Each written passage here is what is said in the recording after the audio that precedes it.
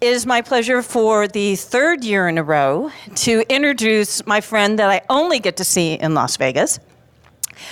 We always do this talk at the beginning of the second day because there is a good portion of the community that does not go out and get a little inebriated on Tuesday night. There are people who come here really to work on their careers and to really work on networking, and they want to hear some of the more advanced, not esoteric, but sort of the 30,000-foot view talk about what's going on in the community and really get you thinking as you move on through the rest of the day and maybe moving on to DEF CON. So without further ado, let's give a round of applause for my friend Mike Murray. And I think my mic is live. Yes, excellent. Perfect. That handover worked well. All right, so I'm gonna warn you all up front. This is my favorite talk that I get to do every year, and it's also the talk that is the most nerve-wracking because, I mean, all of us are pretty used to the standard talks around here. I would get up and I would show screenshots of IDA Pro and talk about how I reverse engineered something or what I broke into that day. And this is not going to be about that at all. This is going to be a really different look at, I think, a thing that impacts all of us in ways that most of us aren't aware. And culture has become a huge buzzword. If you read any business book in the last 10 years, everybody likes to talk about culture. But it's usually presented in a pretty esoteric, sort of philosophical way. And my goal today is to break it down in a way that makes you think about the place that you work today, the place that you'd like to work, whether that's the company you work at today or not, and what you bring to the place that you are integrated in. And one of the really hard things about culture is actually defining it. One of the most interesting things you'll find is if you try and get a definition of culture, the basic definition seems to be every thought, feeling, attitude, behavior that you have that's relevant to the context in which you're in is part of the culture, and if it's not, then it's not part of the culture, but it's hard to define what those things are and what those things aren't. And so until you start to understand that culture is really all of the things all of the attitudes and beliefs and behaviors, and especially all of the signals that shape your behavior. And if you don't understand signals, we'll get there. And that culture is not one thing. It is not a monolithic thing. We talk a lot about company culture, but there's no such thing as company culture. Company culture is actually a set of overlapping circles. And by the way, this is both my favorite slide in this presentation and my least favorite, because this slide is actually completely wrong. Yeah, I know I wrote the slides, but I'm stuck with Microsoft Smart Art and this stuff because nobody wants me designing anything graphically.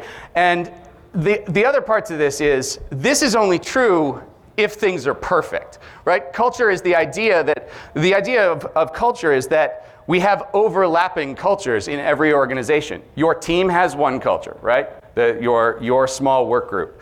The organization that you're in engineering, you're in the security team, you're in security ops, whatever that function is, has its own culture. If you have multiple offices in your environment, I was at a company called Lookout before, up till about last week, and at Lookout we had an office in London, we had an office in Amsterdam, we had an office in Boston, one in Toronto, and one in San Francisco. You think the San Francisco office was different than the Toronto office? Yeah. Right? And so each location has a culture. Each sort of meta organization, engineering, marketing, sales, they all have a culture. And then the whole company has a culture ideally set from the top. Right? And so this picture makes it look like all of those things align. I bet every one of you knows that that's BS. Right? Every one of you has been on a team where you're like, I love the culture of this team, but man, this company sucks. Right? Or the other way around. I love this company, but man, my manager's terrible and I hate working for that person, and so I hate coming to work every day even though I love everything about this company. And so, like I said, it's important to understand that you have many different cultures interacting. And I have society as sort of the meta piece there, which I'm not going to talk about here, but it's sort of implied in location, right? If you have, you know, an office in Canada is going to be more Canadian than an office in New York City. And so understanding that allows you to ask yourself, when culture gets dysfunctional, which part, right? It's not every part of the culture. It's not every level on this chart. It's probably one or one of them, but probably not all of them. And because of that, we have to realize that culture is actually really, it pervades everything we do on a daily basis. And everybody's heard or many people have probably heard the old quote that is attributed to Peter Drucker. By the way, this is one of those interesting quotes that nobody actually knows the origin of, but it definitely wasn't Peter Drucker. If you sort of search, it's really ambiguous where this came from. It looks like it was a marketing slogan of some consulting firm in the 90s, and then somebody stuck Peter Drucker's name on it, just like half the Einstein quotes on the internet. But the idea of this is right? You can have the best business strategy in the world, and if every one of your employees hates coming to work, are you going to execute on it? Of course not, right? And so, and truly, we could get really deep and talk about how culture and strategy must align, but that's a whole other conversation. The point of talking about today is to talk about how cultures are formed and how you act within them. And the most important thing about culture is actually signal theory. How many people know what signal theory is? Couple? All right, so basically signaling is the idea that, and it was developed first in economics, is the idea that we pass information to each other in a ton of different ways that don't involve what we say and don't often involve what we do. And the original example of this in the first economic papers was the value of a university degree, value of a diploma. And they started talking about the idea of why does a diploma mean that you get better jobs? Right? And actually, we can play the security version. Why does a certification matter? Right? I mean, every one of us has had, I think my first year on this stage, I talked about certification. Not at some conference, I've talked about certs. And the point of certs is that they're a signal, right? Everybody knows that if you get a CISSP, that doesn't actually mean you know anything, right? But why is a CISSP valuable? What does it actually convey? When you really think about it, what a CISSP ultimately conveys is, I'm interested enough in security that I read a bunch of books and I went and spent $600 on a test. But that tells you a lot, right? The value of that signal is that I now know that you care.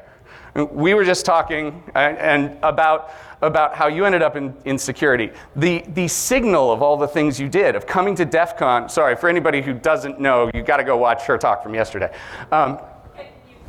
Sherry, stand up. Sherry, yes. Sherry's talk from yesterday. You want to watch it? Yes. It'll be cool, I promise. But the reason that her story is so interesting is because of what you signaled, right? By coming to DEF CON, even not knowing anything about security, that says, I'm interested. And all the first-timers here, anybody here a first-timer? Whoa. Okay. All of you have given an incredible signal. I care about security enough to get on a plane and come to Vegas when it's 110 degrees in the middle of the summer, right? And put up with all of the BS that goes along with being here this week, right? This week, I don't know about all of you, but I'm exhausted already and it's Wednesday. And I'm here until Sunday, and by Sunday I'm not going to want to talk to anybody. But that's the point, right? We all come here to show each other, to signal to each other, hey, I love this industry, I want to be a part of it, I want to work here, and I want to stick around.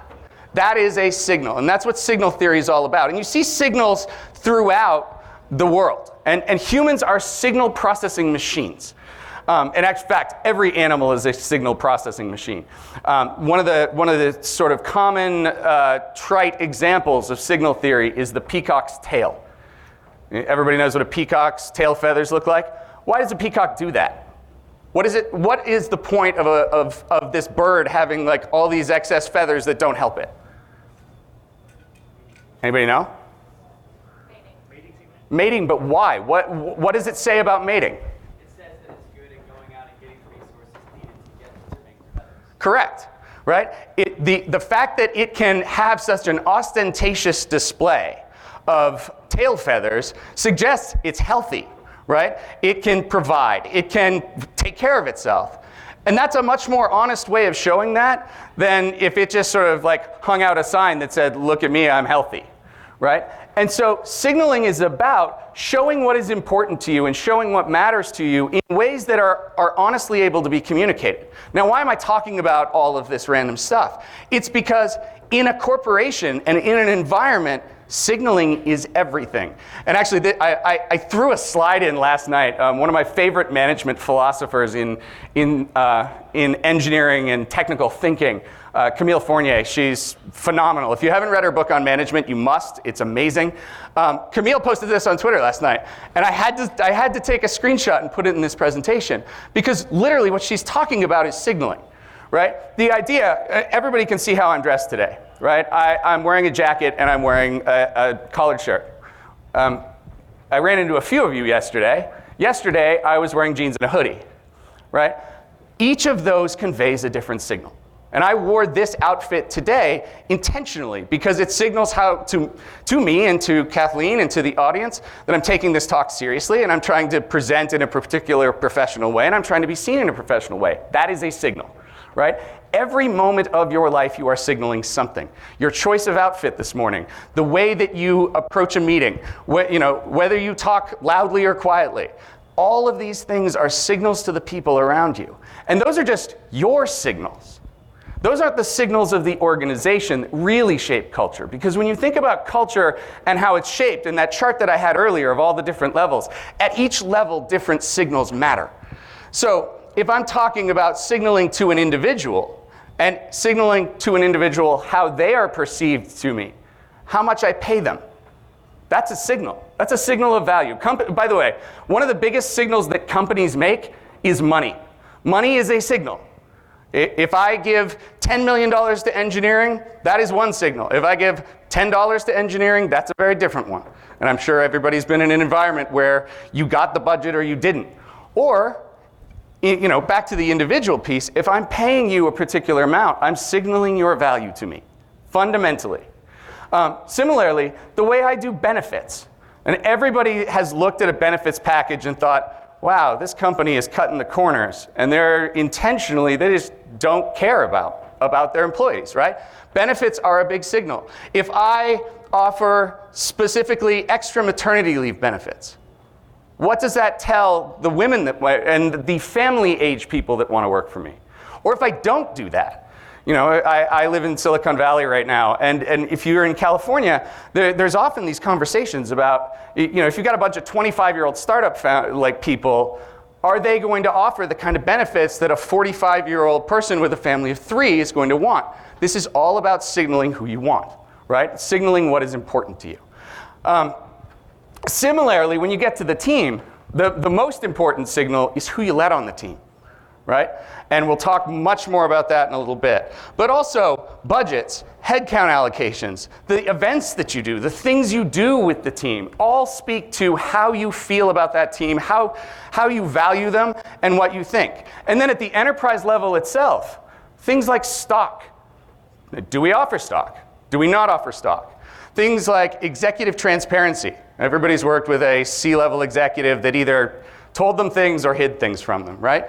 And all of these things ultimately add up to be signals that drive the culture forward.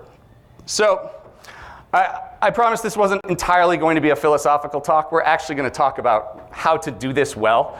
And the nice thing is there's some really good books on this, and there's some really good thinkers on this topic. Daniel Coyle is one of my favorites. He says to build a really great culture, there are 3 things that you have to do, and we're going to talk through those 3 things. The first one is the concept of psychological safety. And people, if they are not safe in the group that they're in, do not engage in it. It's sort of hardwired into us as social creatures. The second is the importance of sharing vulnerability. And this one's going to be hard for anybody who is human, probably. And then the third one is establishing a shared purpose, and we'll go through all of them. But let's talk about psychological safety for a second. How many people have heard that concept before? Good, that's amazing. 5 years ago, there would have been no hands, right? This is all relatively new. But basically, the idea of psychological safety is you will engage in a team as much and only to the point that you feel safe.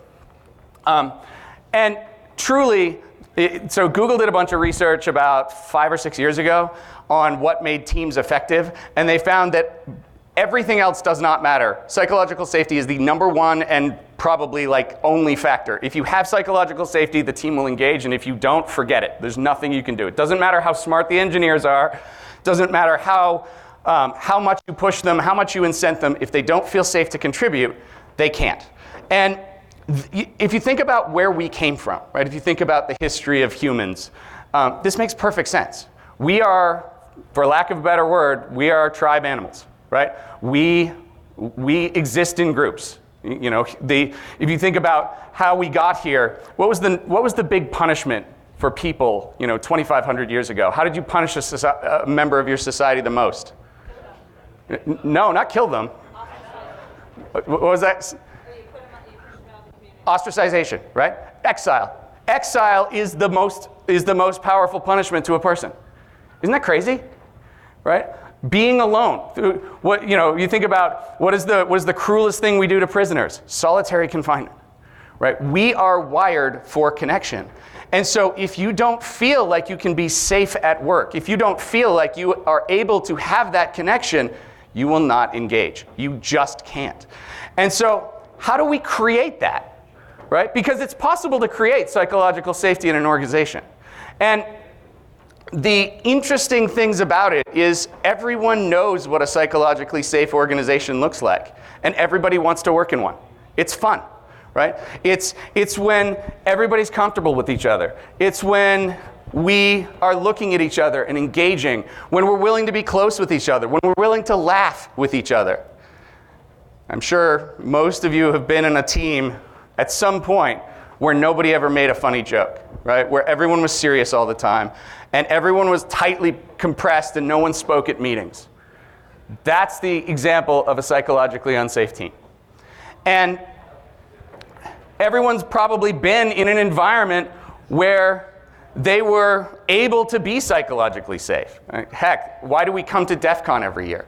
Right? Why do we come here? We all know, even as it's gotten to be like 40,000 people, that all of you understand me at some level, and I understand you at some level, and we are able to be safe with each other in a way that we're not out in the normal world. And frankly, come on, most of us are here because we're a little weird, right? And that weirdness is what allows us to be connected. And that's the point, right? When you're safe and you're able to be connected, and that's when you're able to be effective, and that's what makes the beginnings of a strong culture. Now, this flies a lot in the face of a lot of the things you hear in the literature right now.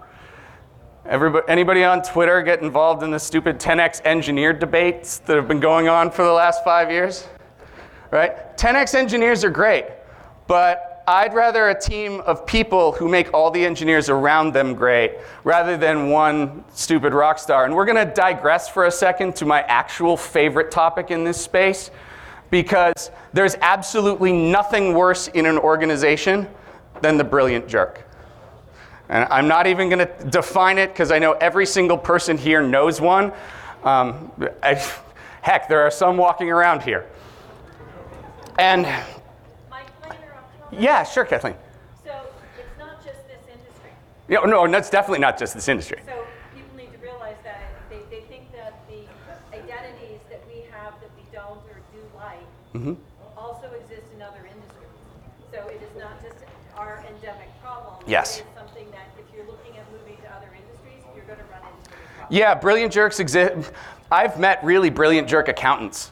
Right? I've met brilliant jerk HR people. I've met brilliant jerk, everybody has these, right? And so I am, to Kathleen's point, and this is an important thing, I'm talking about culture for us, but none of this is about us. The books that I'm referencing aren't security books, they're culture books, right? And they're books about every culture. I'm just trying to bring it back to who we are, right? Because I think it's important, because none of us really spend a lot of time thinking about this. I mean, a couple of us, but we're weird. We're weird even for security people, right?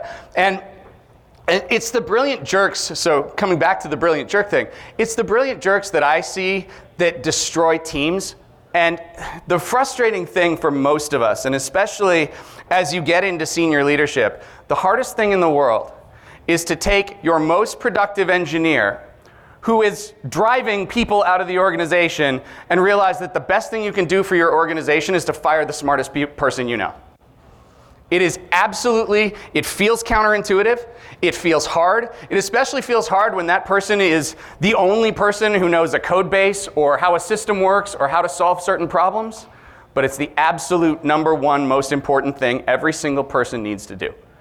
And that sounds draconian and extreme, but if you think about it in terms of psychological safety, if you realize the performance of your entire organization relies on everyone feeling safe when they show up at work, that person who walks into the meeting and pounds their fist and yells at people and calls them names, no matter how smart they are, they will never be smart enough to overcome the 10 or 12 or 15 people that you lose.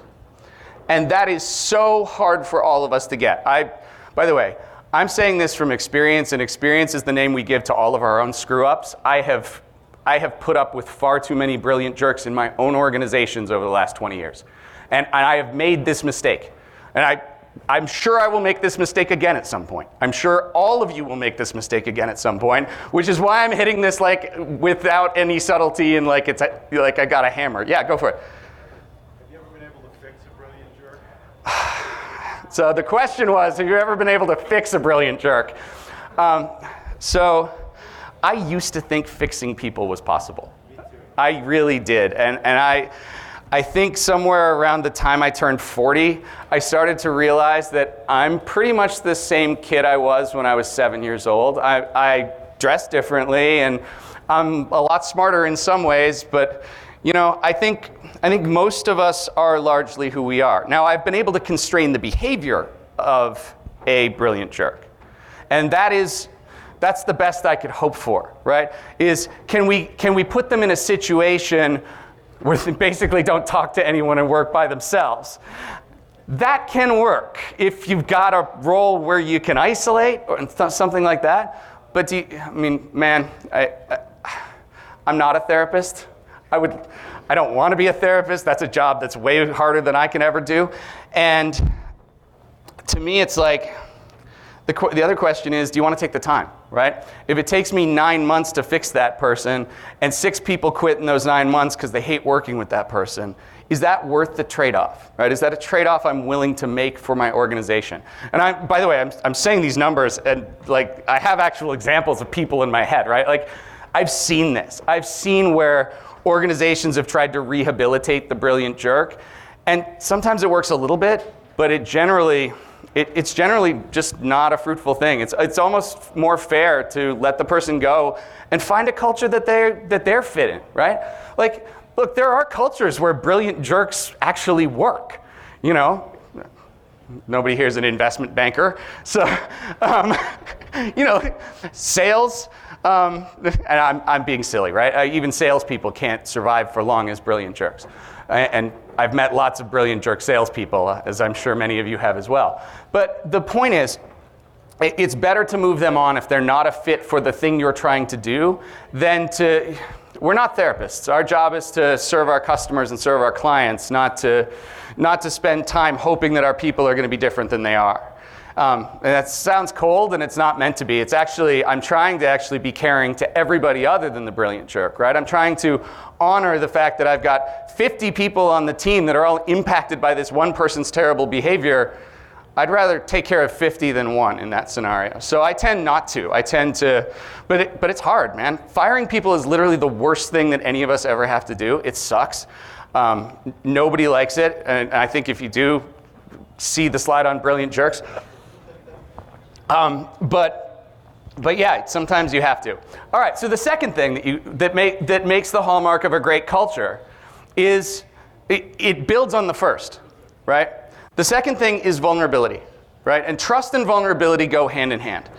And for anybody who wants to know about vulnerability, the absolute best thing, I actually thought about, like, I'm just going to play Brené Brown's TED Talk for 18 minutes in the middle of my presentation, but I felt like that was a cop-out. And so if you haven't seen Brené Brown's TED Talk on vulnerability, it's the best 18 minutes you'll spend this week. or next week, or on the plane on the way home. I don't care. It is really great. But you have to realize you can't be vulnerable if you don't feel safe. And the point of vulnerability is I connect with you because I'm vulnerable, right? We connect as humans mostly, and this goes through the work of Robert Cialdini on influence, and all kinds of other folks have seen this same pattern. We connect with each other, and we are able to perform as a team when we are vulnerable to each other and when we help each other. Humans are ultimately built on help. The absolute best way to become friends with someone is to say, hey, can you help me with this? I don't know how many of you saw, I'm actually walking around here with a sling on because I broke my shoulder a few weeks ago. And I've had some of the most interesting experiences when I was doing this, and this is a conversation about vulnerability. When I broke my shoulder, I was away on a trip with a bunch of really impressive people who I thought were just really cool. And obviously I came home with a broken shoulder, and they had to put me on a plane the next day. But what was really interesting is I couldn't tie my own shoes. You ever asked somebody who is a luminary in the industry if they can tie your shoes for you? You wanna experience vulnerability? Try that. See how it feels to literally have to ask someone who you're like, that person knows who I am? Like, to tie your shoes. That's vulnerability. And I am now friends with those people in a way that I wouldn't have been otherwise. Right? That is how vulnerability creates connection. And if you read the literature on culture, they actually talk about what creates connection is vulnerability loops. So I had to have a hamster wheel slide in here somewhere. It wouldn't be a Black Hat DEF CON presentation without it. So a vulnerability loop is basically just we're vulnerable to each other and we notice. I express my vulnerability to someone. They notice that I did so. They reciprocate and express vulnerability to me. And friendships deepen that way. That is how we become friends. It is also how we become a powerful team. And it goes against everything that, I'm looking at the ages in the audience, it goes against absolutely everything we were trained as kids, right? And especially, I don't know about all of you, but I can speak to myself. I was raised to, not cry, not show emotion, not share my feelings, all of these things. And they run completely counter to how to make great teams. And so I made a quick little cheat sheet for leaders around how to be vulnerable. And the very first thing, spotlight your own fallibility, right? And this is where I say it runs against every training, right? We were brought up that leaders are strong and militaristic and they always know the answers. Guess what? I'm not that smart. I don't always know the answers. And in fact, any of you who have worked with me, which is a few of you, know that I don't know that many answers, right? And that's the point. The next thing is really great leaders in expressing vulnerability show gratitude. Saying thank you is a statement of vulnerability in a lot of ways, right? It says, I needed something from you and you provided it. It says, I needed something, right? That is an incredibly powerful statement. And in vulnerable cultures, you will hear the word thank you and like slaps on the back and praise for what other people do for you more than you will ever hear how well one person did.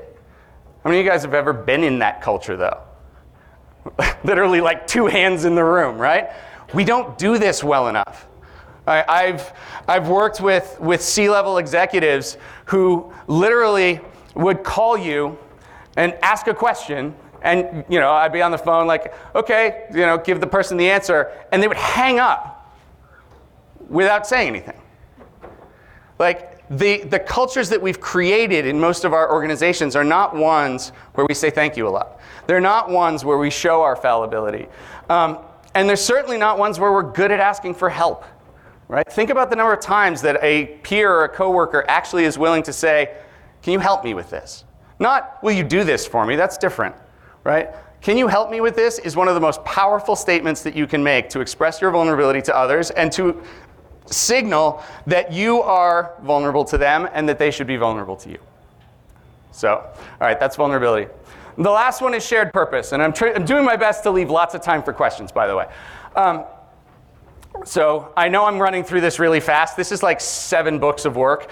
I urge you to read Coyle's book. It's brilliant. And anything by Brene Brown. But the last piece is shared purpose. Because when you have trust, when you have safety, when you have vulnerability, the next thing is to say, we're all in this together and we're going in a particular way. And organizations that have shared purpose are really interesting. And if you start to study what a purpose-driven organization is, they start to exhibit some really weird characteristics. And the main characteristic that you see in a really good purpose-driven organization is they have their own weird language. And if you understand this, managers in that kind of environment realize that their job is really simple. I already know, like as a leader, I know I have a very simple job. Set priorities, right? And very explicitly, setting priorities doesn't mean I'm going to give you a list of 6,000 things and call that a priority. You know, if the list's longer than 3, you didn't prioritize, right? Prioritization means there's lots of stuff we're not doing. These are the few things that we are doing. The second one is figure out what the behaviors I want to see out of my organization are that align to that priority. If I say treat customers first, and then I see all my people never talking to a customer, well, I'm pretty sure that I'm not accomplishing my priority with our behaviors. And then the third piece, and this is where the language thing comes in, and this is the really interesting part, is really great organizations you will find have their own language that align their behaviors with their priorities. And we know the famous ones, right? Move fast and break things is kind of like the most famous Facebook one. But there's others, right? And I'm not at Facebook, so I don't know what they are. But I know from my Facebook friends that they act differently than everybody else I know. And you will see that people in these purpose-driven organizations start to evolve a vocabulary that aligns to that business and that culture. And so as a leader, your job is that. And fundamentally, you can start it with your own team. Even if you're not like a manager on a team, even if you're just wanting to be seen as somebody who leads. And I talked, I think last year, all about the difference between management and leadership because they're different things.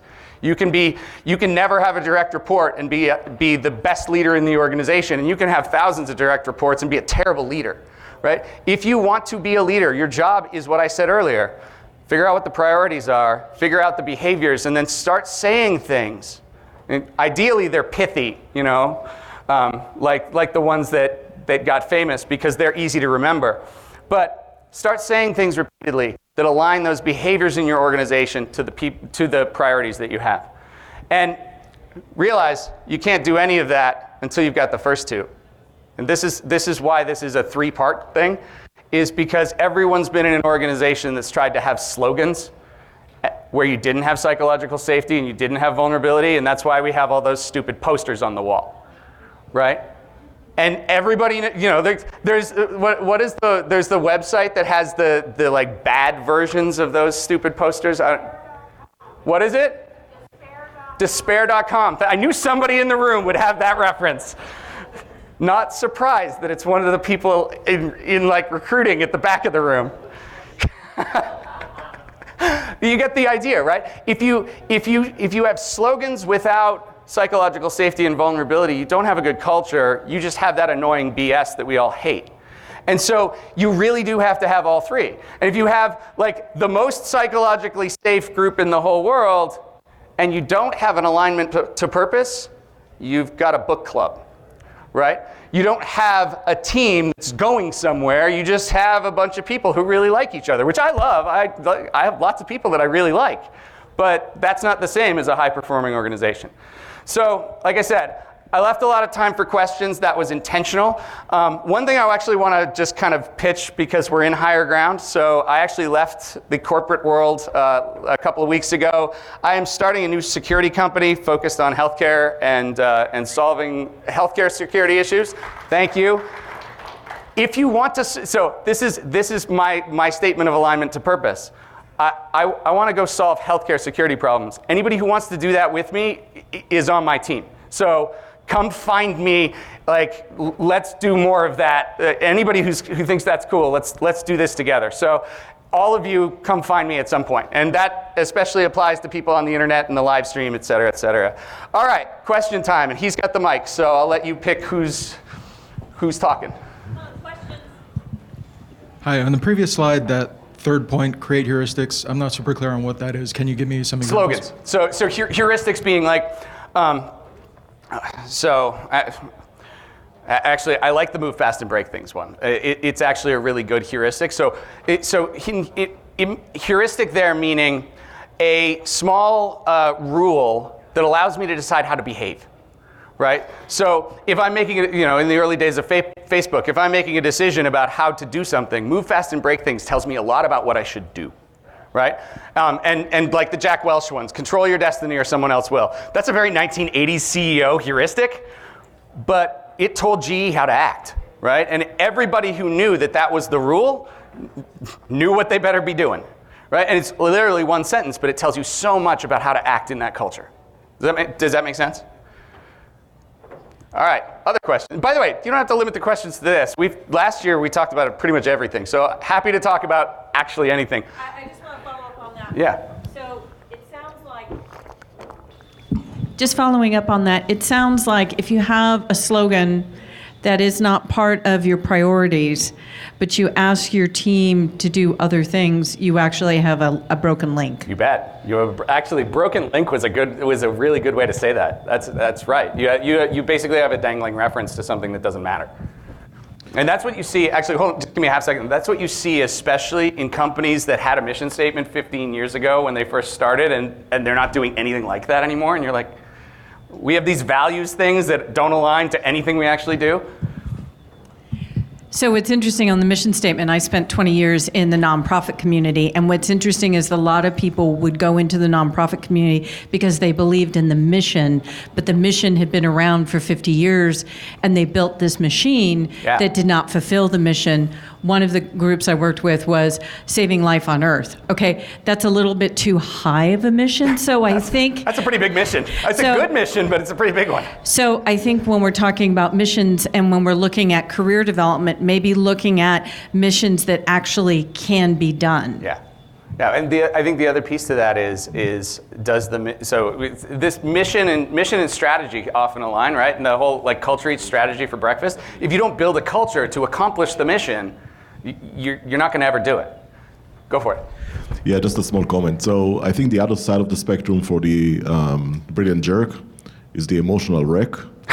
And we need to be aware to those two because they can be also very toxic to teams.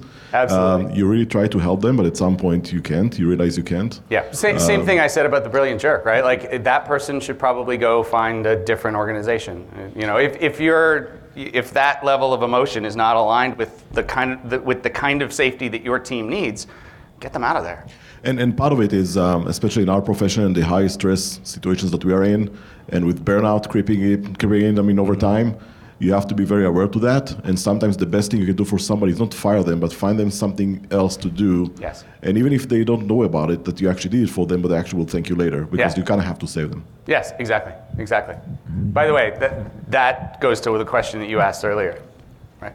Okay, I had a lovely situation where I had a brilliant jerk and an emotional wreck who were on the same team and had to collaborate. And that has been literally the last year of my life to break that apart and get that into a healthy situation, which I feel like I'm on the track of having done. I'm not advocating for brilliant jerks, absolutely toxic, agree with everything that you set up there, but I'm also I'm a strongly empathetic person, and it's very easy to see how people are broken and to want to fix that. You can't fix that. Don't ever try to fix someone who's broken. They always have to fix themselves, right? And so if you're ever in this situation, I have some recommendations for you. Either scenario, the brilliant jerk or the emotional wreck, they both have to get into therapy. That is something they have to do for themselves. And by the way, can I just echo that point. Sure. That is my advice to everyone, whoever manages anyone. The absolute most important thing for you to deal with is your own stuff, and find a damn good therapist. It is the best management. It's actually the first thing I tell anyone who says, I want to manage, I tell them to go get a therapist. So I'm just echoing you, Larkin. Sorry. No, thank you. That's great, because that was my next point, which is if you are going to try to engage with either of these two particular types of employees, you need to make sure you have the emotional space and bandwidth. Yes. You mentioned time, but it's also very, very hard on you personally and emotionally, because you have to be there constantly, like taking the vitriol or whatever it is from these people, or the sadness, like, and helping them process it. And so you're processing it too with them. And that is extremely emotionally draining, in addition to taking an inordinate amount of time. And then the whole org, everyone who you're working with, they also have to want to save these people. They also want to have to go on this journey with them to get them from where they are to where they need to be. And you need to test that with people in an organization that supports psychological safety, so people can say, no, I can't do this. This isn't going to work, before you start down that path. Just my experience on that. And by the way, so I obviously I know Larkin a little bit, and there are not many people who can embark on the journey that you're talking about. And it's why I'm sort of, you know me a little bit off this stage. I'm a little more vehement about we should let those people go than I ever am in real life, because I think you and I are similar in the way that we emote to the people around us. But that's a tough move. That's a really tough move for almost every manager, and you got to have a lot of comfort with yourself and a lot of emotional intelligence in yourself before you can take that stuff on. So do not take on what we're talking about lightly.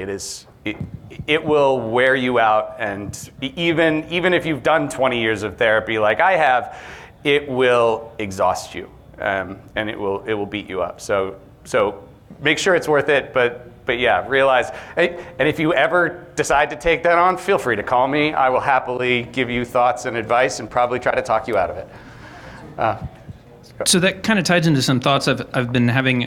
Specifically, I know you said you didn't really like the circular, like, core of the earth type slide that you had, where your team and the organization and the everything else. Well, I just don't think it aligns in a vertical like that in real life. It's much messier, but I tried to represent the messiness of it on a slide, and it just looked like a Jackson Pollock.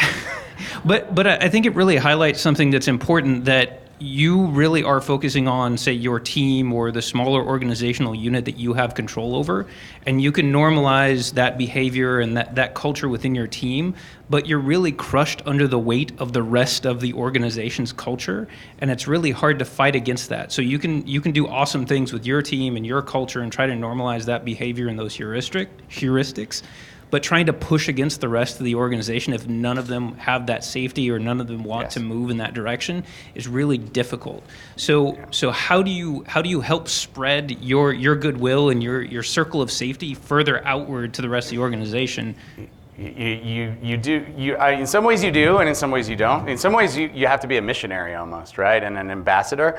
But so I two parts to what you're saying, and this is where it gets really complicated. There's the old trite saying, people don't leave companies, people leave managers. And that's really a statement of people leave their local culture before they're crushed by the bigger cultures. I don't believe that statement's always true, right?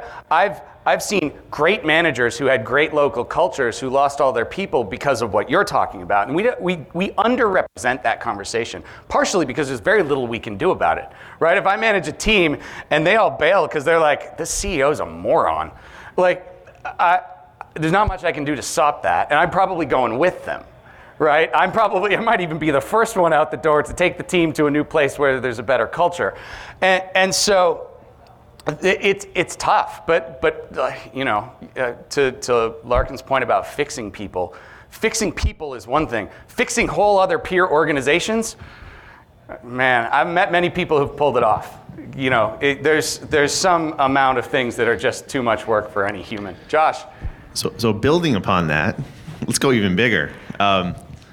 So some people hear psychological safety and think it's this touchy-feely thing about how you feel at work, but they studied Google site reliability engineers for why they were just breathtakingly better than everybody else at large-scale infrastructure. And after years of study, the 2-word report was psychological safety. So it's not about how you feel touchy-feely and hugs and fist bumps. It's if you really want to do breathtaking results that set you apart from everybody else and have high impact and high efficacy, it's about that. So here's the bigger question. Outside of an employment relationship or a team relationship, the hacker culture has brilliant jerks, has toxic culture. Yeah. Are we trending towards psychological safety, where we're all going to be our best and have the highest impact, or are we trending towards polarization and diminishing people? So how do you change the hacker culture, which is a tribe of tribes? Dude, you and I have been around long enough that I think we've seen it, right? And I, you know, I'll say it this way. I think there were a lot more brilliant jerks 20 years ago when I came here the first time than there are today. And I think you see a movement towards things towards psychological safety, even in these environments. You see codes of conduct. You see people holding people accountable for bad behavior in ways we didn't. Look, I'm not saying we've solved it.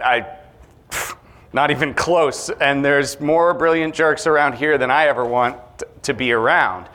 But the thing is, I think we are getting better. And I think, honestly, I'm up here talking about this because I hope everyone goes out and thinks about how do I make a safe environment for all of these people, right? It's not just performance as a team at work, like Google Site Engineers or my team. It's us as a whole industry. How do we make it safe? So I don't know if you had walked in yet, because I know you guys came in a few minutes late. I asked how many first-time attendees were in the room. Did you see that? Do it again. How many first-timers in the room? Right? All of you, I hope go out and are thinking about, like, how do we make it safe? And if you see somebody being a jerk to somebody else, call them on it. Like, let's drive this out of this community. Because frankly, I will say the thing I love about security, and the thing I've always loved about security, is it's such a big topic that no one can know enough to be good at everything. And frankly, no one can know enough to be good at anything, really. You know, like, I was a pretty decent exploit writer in 2005. I don't know a damn thing about exploitation anymore. And this industry changes so fast and evolves so fast, we rely on each other. And there are a few people in this room who I pick up the phone or I send a text message whenever I'm stupid about something, and they answer questions and I answer theirs, right? And I've offered it multiple times up here already. Call me if you've got some of these problems. I mean that, and I'm willing to be there for all of you, and I'm willing to be vulnerable to all of you. I hope that you all do the same for me, and I hope you all do the same for Josh and for Audie and for Larkin and all of these people, and I hope we can create a community where we all get better, right? And to Josh's point, it's not just about at work, it's about this environment too, and hopefully we create that. Yeah, Larkin, hold on, you need a mic. I was going to build upon that a little bit, if you don't mind, Larko. So it's really hard to work on that in your work, and it's also probably really hard to work on that in the larger scale. This is where I'm going to put the pitch of consider volunteering in the community, like at a B-Sides. Your local B-Sides are here because you already know that you're going to be part of a tribe that is part of the mission, supporting passion, but it's going to give you another opportunity to work on those relationships, because that is the problem. Where do we work on relationships in a safe environment? And I'm not techie, I'm a newbie, but I've been part of this community for 8 years, and the reason why I've been able to work on some of the harder relationship, leadership, and management issues is because of volunteering. I work at Slack, for those of you who don't know me, and one of the things that I love about Slack is what an exceptional job the culture does there at building psychological safety. We actually have a culture definition that we absconded with at Slack. It is that culture is the worst behavior that a leader will tolerate in an organization. By the way, so we talked about heuristics and slogans and things like that. That right there. That tells you so much about their culture and so much about how every leader is supposed to act within it. That's what we were talking about. Sorry. No, thank you. Thank you for demonstrating the behavior. That's so cool. Yeah, and I want to share my favorite interview question, because this is the interview question I use to test if people are going to fit well into that culture. And it's the last question I ask, and everyone tells me it's the hardest question that I ask in my interviews. And I'm only telling you because this is so much more important than me getting a good signal from interviews. It's more important that we're all helping to build this culture. And I figure you're here because you care about that too. So the question I ask is, how do you support diversity? And people will ask me what I mean by that, and what do you think I mean by that? Like, I want to hear a thoughtful answer. My least favorite answer is, I don't see color. Like, okay, you're just not admitting that there's a problem here. You're not even trying to engage in the question. Like, people who have like, yeah, I've really thought about that, and I've worked with my hiring team, and this is what diversity looks like in my organization. Like, those are the people that I want to work with. Those are the people who really thought about the problem. You can use my question, you can come up with your own, but please have a way that you're helping support, however indirectly, the idea of building a team that is going to take that psychological safety into account. I mean, what you were saying about that team, they laugh together, they're comfortable together, yes, that for everyone who can contribute is what we want at our company. Yeah, there's no such thing as psychological safety if someone feels excluded, period, full stop, right? If you feel excluded, you do not feel safe. Those are opposite definitions. And so if you make someone feel excluded, you have immediately eroded the psychological safety on your team. I'm stealing your question. Yeah, so sort of building on what I was asking before, what I was trying to get at was coachability, I guess, right? And I guess your definition of a brilliant jerk includes not being coachable, right? Often. Right. Many of the examples I had in my head, not so much. Right, and you and I are about the same age, I'm guessing. So I mean, I sort of got that same thing around 40, where I feel like I owe it to the people that work for me not to give up on them. So.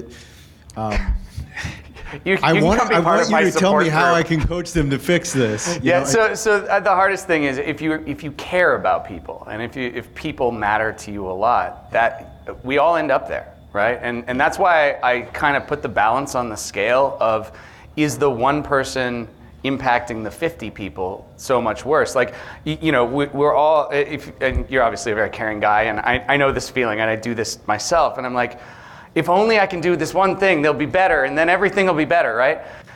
And far too often, I have impacted the majority by keeping that person too long in that spot when they're not coachable. Now, if they're coachable, that's a different conversation, and they're probably not impacting everybody else that badly. If it's just something like, hey man, stop yelling at people in the middle of a meeting, okay, well, that's probably one thing. But the real brilliant jerks I've worked with, it's a set of behaviors. It's usually a lot of insecurity.